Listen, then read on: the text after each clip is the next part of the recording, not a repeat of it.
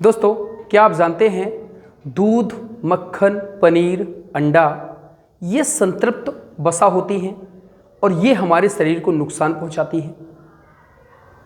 फिर मछली का तेल, नारियल का तेल ये असंतृप्त वसा होती हैं, इससे हमारे शरीर को लाभ होता है। तो आज हम जिस चैप्टर की बात करने वाले हैं उसका नाम है वसा। अब वसा की कमी की वजह से हमारे शरीर में रूखापन आ जाता है और यदि मैं ज़्यादा फैट खा लें तो ज़्यादा फैट खाने की वजह से शरीर स्थूल हो जाता है, भारी हो जाता है। तो आज हम देखेंगे कि वसा क्या होती है, वसा में कार्बन, हाइड्रोजन, ऑक्सीजन का रेशियो क्या होता है। तो आज हम जिस चैप्टर की बात करने जा रहे हैं वसा है। तो आइए लर्निंग सीरीज में आज जानते हैं वसा के बारे में कि क्या होते हैं वसा और क्या फ़ायदा है वसा खाने से और क्या नुकसान है वसा से। तो वसा या तेल होते क्या हैं? तो याद रखें दोस्तों कि कार्बन, हाइड्रोजन, ऑक्सीजन, मैंने आपको बताया था कार्बन, हाइड्रोजन, ऑक्सीजन से मिलकर बने होगी कार्बोहाइड्रेट कहलाते हैं। लेकिन कार्बोहाइड्रेट में ये जो रेशियो है 1:2:1 के अनुपात में होता है। कार्बन, हाइड्रोजन, ऑक्सीजन और नाइट्रोजन से मिलकर बने यौगिक प्रोटीन कहलाते हैं। मतलब प्रोटीन का आवश्यक घटक कौन सा होता है? नाइट्रोजन होता है। फिर आपका वसा में और कार्बोहाइड्रेट में और प्रोटीन में अंतर क्या है? तो दोस्तों याद रखें कि यहाँ पर वसा में कार्बन 1, हाइड्रोजन 2 और ऑक्सीजन जो होगा हमेशा याद रखें दोस्तों 1 से कम होगा। 1 से कम 0.4, 0.5, 0.6 कुछ भी हो सकता है, लेकिन यहाँ पर क्या होगा 1 से हमेशा रेशियो क्या होता है? कम होता है। किसका? ऑक्सीजन का। ऑक्सीजन का रेशियो हमेशा 1 से क्या होगा? कम होगा। और ये जो वसा है गिल्सराल और बसीय अम्ल से मिलकर बनते हैं। जो वसा है ये गिल्सराल 1% प्लस बसीय अम्ल इनका जो रेशियो होता है ये 3%। इससे मिल करके क्या बनते हैं? इससे मिल करके आपका क्या बनते हैं? वसा बनते हैं।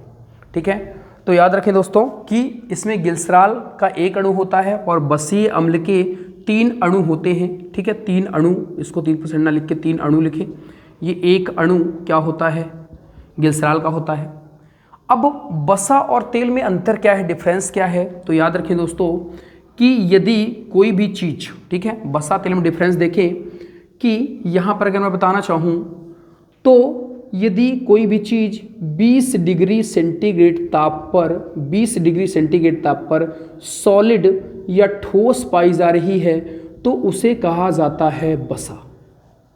और यदि कोई भी चीज़ 20 डिग्री सेंटीग्रेड ताप पर लिक्विड के फॉर्म में, द्रव के फॉर्म में पाई जाती है, तो यदि लिक्विड के फॉर्म में पाई जाती है तो यही चीज़ कहलाती है तेल।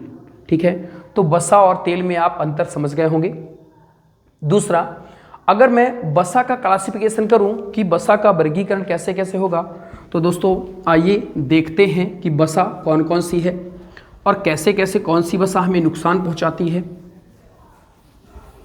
तो देखिए, अगर मैं वसा का वर्गीकरण करूं, वसा फैट, तो ये 2 प्रकार की वसा होती है। एक संतृप्त वसा होती है, सैचुरेटेड फैट कहा जाता है संतृप्त वसा, और एक होती है असंतृप्त अनसैचुरेटेड फैट। ये सैचुरेटेड फैट होती है और ये अनसैचुरेटेड फैट संतृप्त वसा और असंतृप्त वसा होती है। क्या होती है? संतृप्त वसा में कार्बन की सिंगल यूनिट पाई जाती है। संतृप्त वसा में कार्बन की सिंगल यूनिट पाई जाती है और जो असंतृप्त वसा होती है उसमें कार्बन की डबल और ट्रिपल बॉन्ड पाए जाते हैं। इसमें कार्बन की सिंगल बॉन्ड पाए जाते हैं और असंतृप्त वसा में कार्बन के डबल और ट्रिपल बॉन्ड पाए जाते हैं। तो ये कौन सी होती है? ये असंतृप्त वसा होती है। ये जो वसा होती है ये बुरी वसा होती है।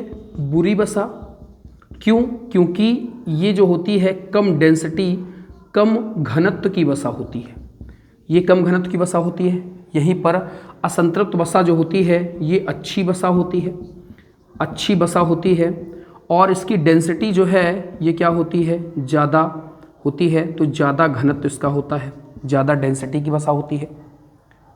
ये आपका संतृप्त वसा में आपका आ जाता है घी, आ जाता है घी, ठीक है। आपने खाया होगा पनीर यहीं पर आता है, ठीक है, दूध यहीं पर आता है।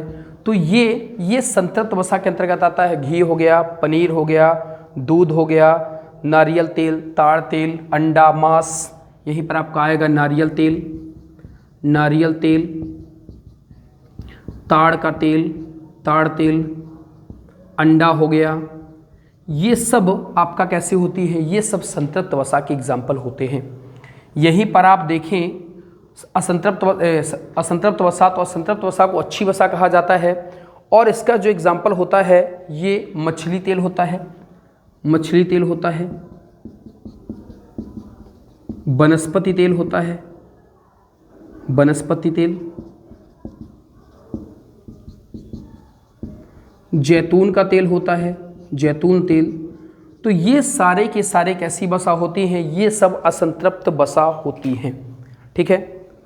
इसको याद रखने का तरीका ये है कि ये जो वसा आती है ये ठंडी जब आती है तो ठंडी में जम जाती है और गर्मी में क्या होती है, पिघल जाती है, लगभग याद रखने का तरीका है, ठीक है। और ये जो असंतृप्त वसा होती है ये गर्मी प्लस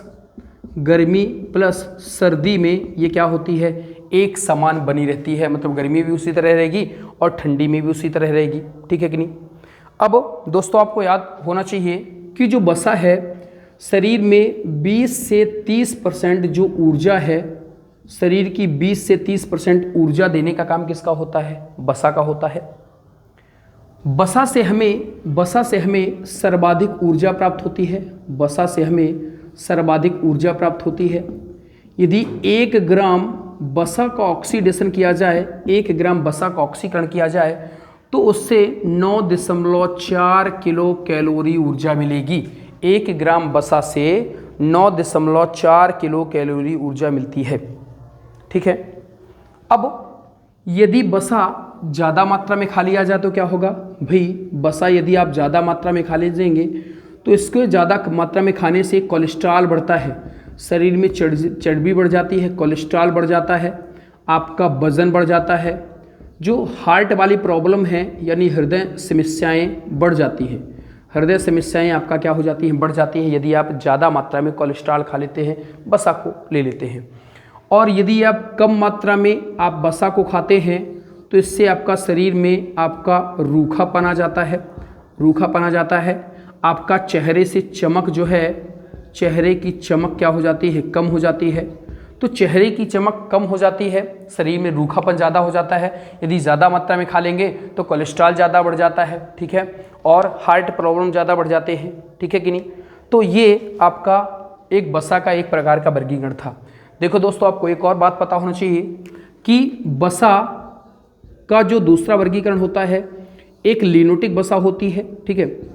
वसा का जो क्लासिफिकेशन है तो ये हमने एक आधार पर देखा, संतृप्त और असंतृप्त आधार पर हमने वसा का वर्गीकरण देखा। जो दूसरा वर्गीकरण है, एक और वर्गीकरण होता है, एक वसा होती है अल्फा लिनोटिक वसा, अल्फा लिनोटिक वसा, लिनोटिक वसा, और एक होती है लिनोटिक वसा, लिनोटिक वसा। ये भी आपको हमने पढ़ा होगा। इसमें ओमेगा 3 प्रकार के अणु होते हैं, उसमें ओमेगा 3 प्रकार के अणु होते हैं। और इस वाली वसा में, लिनोटिक वसा में ओमेगा 6 प्रकार के अणु होते हैं, ओमेगा 6 प्रकार के अणु होते हैं। ये हमारे शरीर में क्या काम करती है भाई, शरीर में सूजन नहीं आ पाती है, हमारे शरीर को हार्ट प्रॉब्लम से बचाती है, हार्ट प्रॉब्लम मतलब हृदय वाली समस्याओं से बचाती है। ये हमारे शरीर में क्या काम करती है, ये ब्लड का सर्कुलेशन जो है, हृदय का सर्कुलेशन, ब्लड हृदय में रक्त परिसंचरण जो है, रक्त परिसंचरण सही ढंग से चलता रहे, इसका जो काम होता है, ये किसका काम होता है ये लिनोटिक वसा का काम होता है, ठीक है। दूसरी बात, रक्त का थक्का जमाती है, ठीक है। रक्त का थक्का जमाने का काम भी किसका होता है, रक्त का थक्का जमाने में भी यही आपका क्या करती है, यही हेल्प करती है, ठीक है। तो दोस्तों ये था वसा, ठीक है। एक बात और जाने दोस्तों कि वसा हमारे शरीर में कितनी एनर्जी की पूर्ति करती है, 20 से 30%। हमने देखा था कि जो हमारे शरीर में कार्बोहाइड्रेट है तो कार्बोहाइड्रेट शरीर की 50 से 75% ऊर्जा की पूर्ति करता था। हमने पढ़ा है दोस्तों पिछले वीडियो में कि जो प्रोटीन है शरीर में 15% एनर्जी की पूर्ति करना आता है, मतलब शरीर का 15% भाग प्रोटीन से मिलकर बना होता है। और जो ये वसा है, वसा तो शरीर की जो 20 से 30% जो एनर्जी है ये कौन देता है, ये आपका वसा देता है। तो कार्बोहाइड्रेट, ठीक है, प्रोटीन, और तीसरा कौन सा, वसा। तो वसा का हमने देखा कि 20 से 30% ऊर्जा देता है। तो लर्निंग सीरीज में आज बस इतना ही। तो मिलते हैं आपसे अगले वीडियो में, तब तक के लिए धन्यवाद।